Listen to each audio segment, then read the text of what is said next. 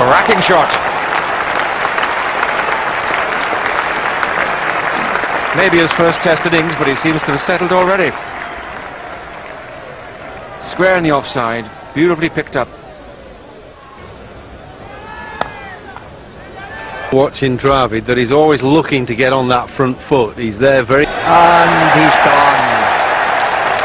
Just 5 away from a century on debut and a moment in history. And Rahul Dravid is on his way back to the pavilion.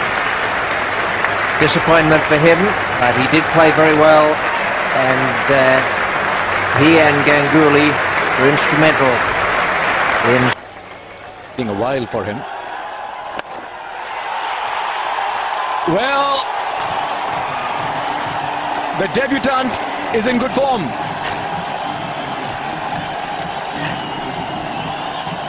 He might have announced his retirement. He might be making his debut in his only game, but he can hit the ball.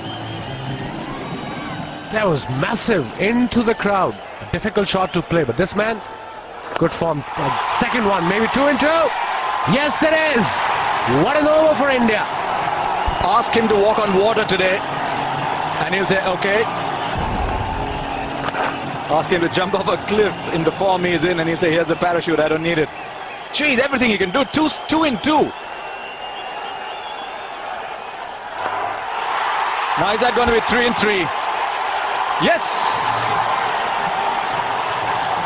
Rahul Dravid, Mark 2. It's 100 up for India in 11 overs. Batted and battered and battered in the test matches.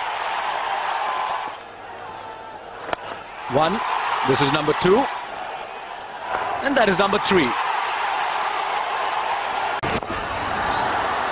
It's a good looking shot, and it's cleared the field up in the deep. It's an amazing shot, in fact. It's just a copy with drive, hit for a 6. 300 for 4. It's gone up in the air, just out of reach of the fielder. Has it gone all the way? Not complete the quota. Jacob Oram has been introduced, something that New Zealand have to do without too much choice. It's a high full toss, and Rahul Dravid has latched onto that one. Must confess, haven't seen Rahul Dravid bat in this fashion for a long time. This is a cameo from Dravid, something that you don't expect from a man of his class. It's more of a disciplined, steady effort, but that's a third big blow from him. Well, in that case, he needs to do more of it. Gets it in the hitting zone. That is a baseball shot, almost like a baseball pitch.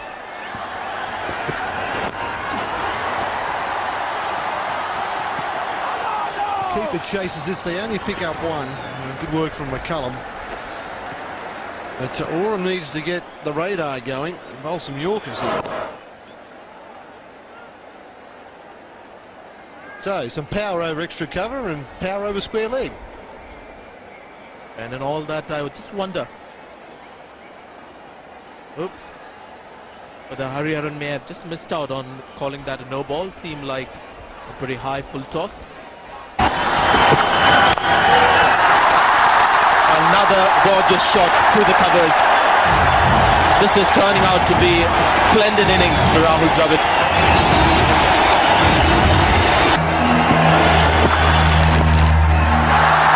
Fine sweep. That's gone to 4 as well. So this is the biggest over by far of the innings. Last over. Breaking the pattern. That's another 4. Now this is just an incredible innings.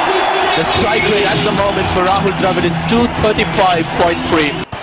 Carl Mills, the best of the bowlers, and he went for 54 of 10. Oh, that's high again. Has he got the distance? Hariharan nods and the arms go up. That's another 6 for Dravid, and this is the highest total in the tournament.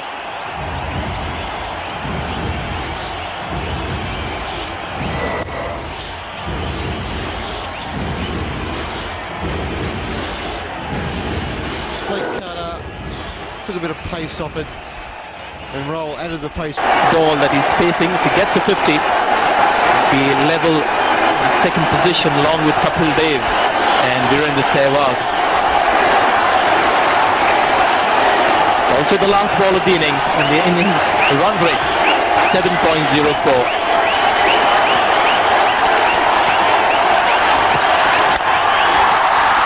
Scoop square drive. He will get the second run. So that's the second quickest 50 for. Well, finally he finds a gap. In swinger and well, got into a good position and got enough bat on it to take it to 4. His first runs in front of square in this innings. I should say after lunch.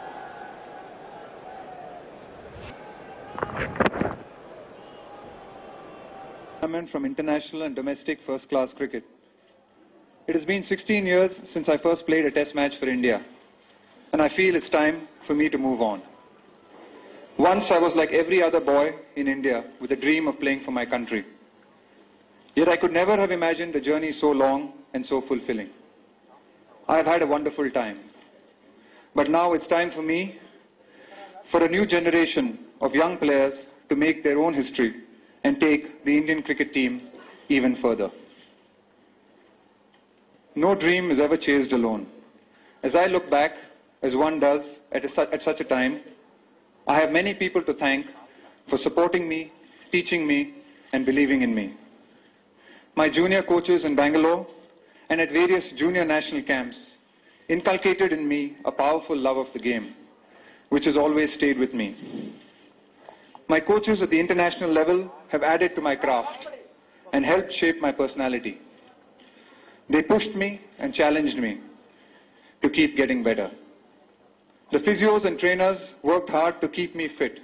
It's not an easy job, and allowed me to play late into my 30s. The selectors, who rarely receive any credit in India, had on occasion more confidence in me than I had in myself, and I'm grateful for that. The various captains I played under offered me guidance and inspired me. The media has been kind to me, and I respect their craft. The KSCA and the BCCI have provided me a platform and the facilities to play this great game. But most of all, I have to thank the teams I played with. I know what I'm going to miss the most is being part of a unit. The joy of bonding together and striving to achieve a goal is what made cricket special for me. I was lucky in my early years to play for a Karnataka team which was trying to forge itself into a strong side, and they were years of fun and learning. In the Indian team, I was fortunate to be part of a wonderful era when India played some of its finest cricket at home and abroad. Many of my teammates have become legends, not just in India, but in the wider cricketing world. I admired them, learned from them, and I leave the game with wonderful memories and strong friendships. It's a great gift to have. A career in sport is almost impossible to manage without the support, guidance, and reassurance of family and friends. During tough times, and there have been many, they are the ones we go to. I found strength and encouragement from my parents, Sharad and Pushpa, and brother Vijay. And they created around me a positive environment which is essential to my success. My wife Vijita has been a remarkable partner in my journey. She has made sacrifices in her own career and has almost been a single parent, bringing up our children alone as I traveled abroad to play. Whenever challenges appeared, she was always there as sounding board, as ally, and as a guide. Being away from my family became harder and harder through the years. And I look forward now to spending time at home and doing the simple things like just taking my sons, Samit and Anvay, to school. Finally, I would like to thank the Indian cricket fan, both here and across the world. The game is lucky to have you, and I have been lucky to play before you. To represent India, and thus to represent you, has been a privilege, and one I have always taken very seriously. My approach to cricket has been reasonably simple. It was about giving everything to the team, it was about playing with dignity, and it was about upholding the spirit of the game. I hope I have done some of that. I have failed at times, but I have never stopped trying. It is why I leave with sadness, but also with pride. Thank you.